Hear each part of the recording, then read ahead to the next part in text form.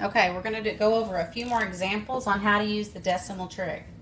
So this first one, we're going to go ahead and put a little tiny 1 under the decimal. You're going to put a 0 under the 7 and a 0 under the 1.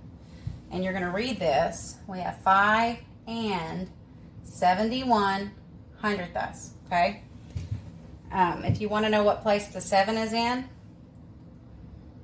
you're just going to put a 1 under the decimal and a 0, and you're going to stop. The 7 is actually in the tenths place. The 1 is going to be in the hundredths place, and the 5 is actually in the ones place. Now please keep in mind the ones place is always going to be right in front of the decimal point.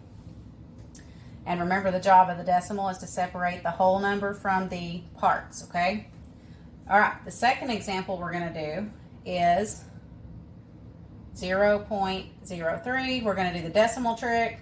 You put a little 1 underneath the decimal point, a 0 under that 0, and a 0 under that 3, and we're going to stop.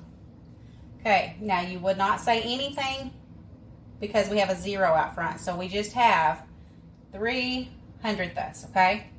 Now, if I wanted to know what place the 0 here is in, I would just go right underneath that 0 and I would stop.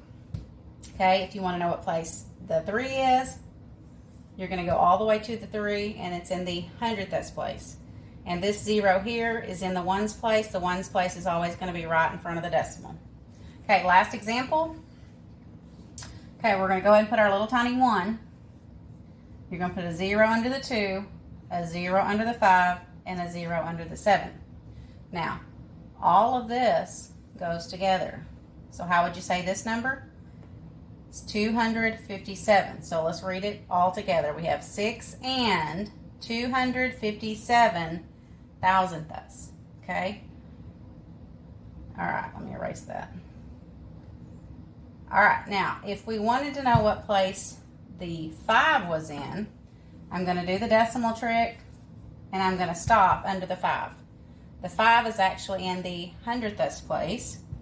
Okay, if I wanted to know what place the 2 was in, I would do the decimal trick and I would stop right under the 2. It's in the tenths place. And the 7, I would go all the way underneath the 7 here. It's going to be in the thousandths place.